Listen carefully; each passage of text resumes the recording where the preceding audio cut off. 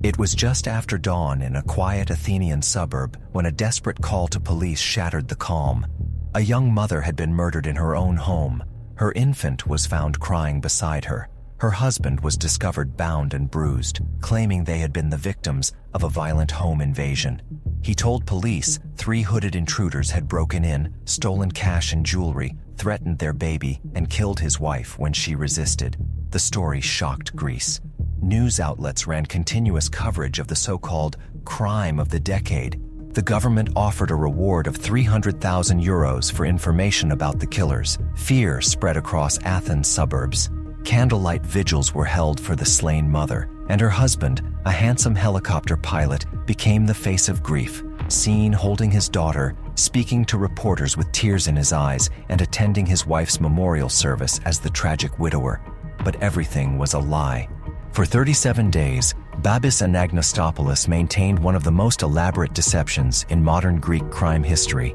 His performance convinced detectives, journalists, and even Caroline's own family.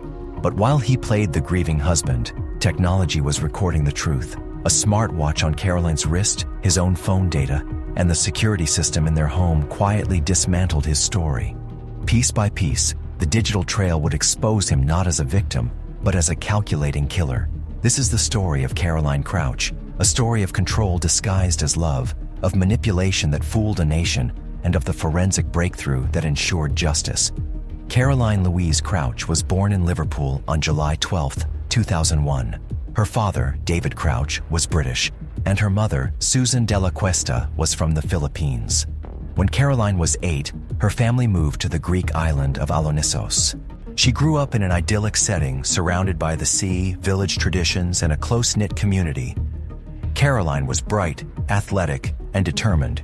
She earned a black belt in kickboxing, excelled academically, and was known for her kindness. Friends described her as vibrant and strong-willed, someone destined to live a remarkable life. But at just 15, her path crossed with a man who was 13 years older, a meeting that would seal her fate. In April 2017, during a Good Friday parade on Alonissos, Caroline met 28-year-old Babis Anagnostopoulos. He was a helicopter pilot, charismatic, and successful. Despite the significant age gap, the relationship blossomed quickly. To outsiders, it appeared glamorous. By 17, Caroline was engaged. In 2019, the couple eloped in Portugal. A year later, they welcomed a daughter, Lydia, and settled into a stylish home in Glyka Nera, a suburb of Athens. On social media, their life looked like a fairy tale. Photos showed romantic getaways, smiling family portraits, and moments of domestic bliss. To Caroline's friends, it seemed she had found happiness. To the public, Babis appeared to be the devoted husband and father. But behind closed doors, the reality was starkly different.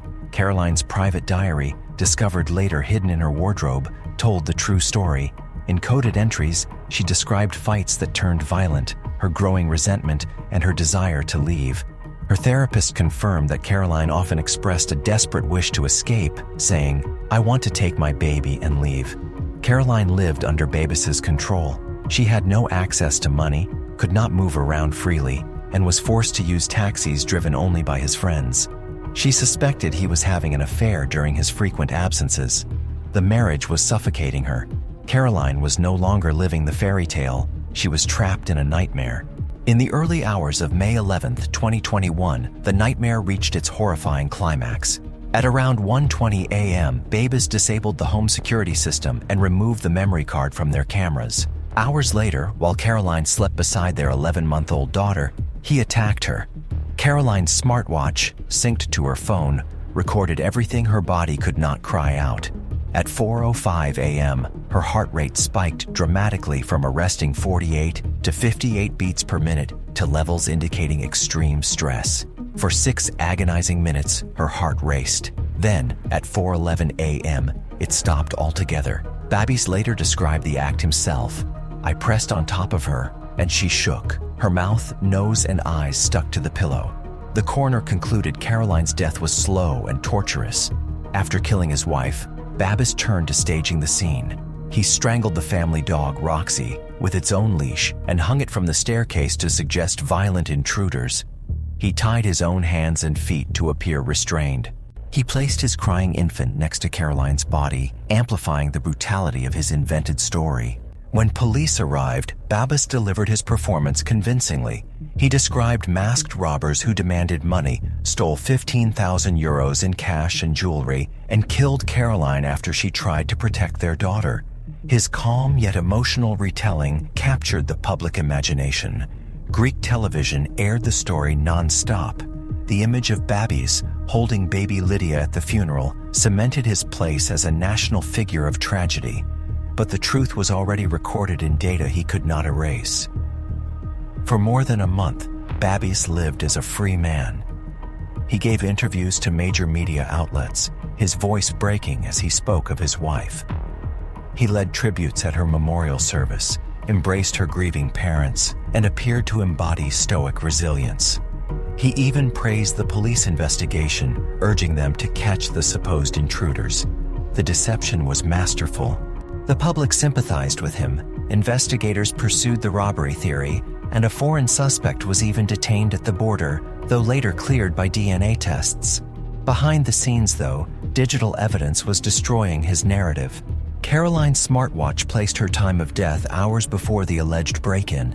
His phone showed movement while he claimed to be tied up. He was even recorded using his device when he insisted he was gagged. The home security system logs confirmed it had been disabled long before the supposed burglars arrived. Piece by piece, the illusion unraveled. Detectives began to suspect that the grieving widower was not a victim at all, but the killer. June 16, 2021. Caroline's memorial service on Alonissos. Friends and family gathered to honor her memory. Among them was Babis, holding his baby daughter, once again receiving condolences. Then, quietly, two officers approached him. They told him they needed his assistance to identify a suspect. He was flown by helicopter to Athens. He believed he was still in control, still playing the part of the grieving husband helping the police. But once inside Athens police headquarters, the walls closed in. Investigators confronted him with the digital evidence, the smartwatch data, the phone records, the disabled security system, the timeline that proved his story impossible. For 8 hours, he resisted. Then, the mask broke. He confessed, "I killed her. I did everything because when I realized I killed her, I thought of my child." His words shocked the nation. What had been mourned as a home invasion was revealed to be something far darker, a husband murdering his wife in cold blood, then deceiving everyone around him. Anagnostopoulos was formally charged with premeditated murder, animal abuse, and staging a false crime. Prosecutors argued he had planned the killing well in advance, disabling security and preparing his cover story. During the trial, Caroline's diary entries were read aloud in court. They described her desperation, her violent fights with babies, and her wish to leave with her daughter.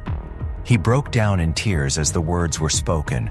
Experts described him as narcissistic, manipulative, and lacking empathy. He had, they said, the ability to control his emotions outwardly while harboring a deep need for dominance and revenge.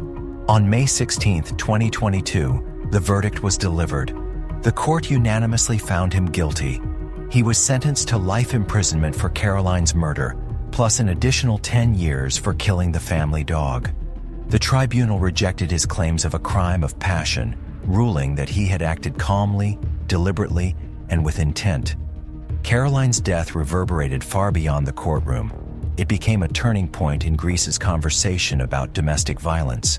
Police recorded a nearly 60% increase in reported cases that year. Women spoke out more openly about abuse.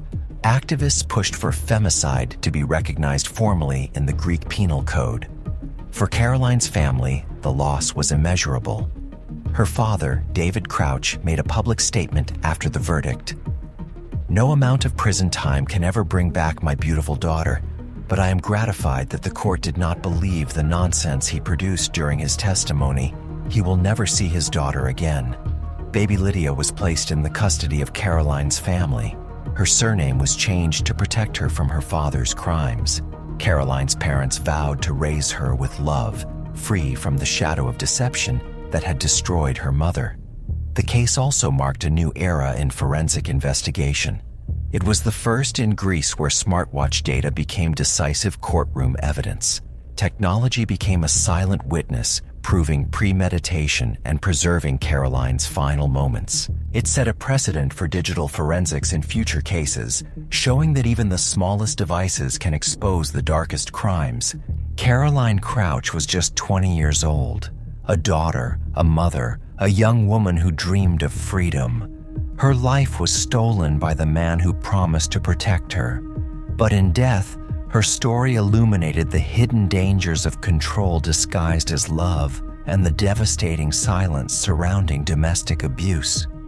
Her case forced Greece to confront cultural norms, challenged the illusion of the perfect family, and gave voice to countless women trapped in similar cycles of violence.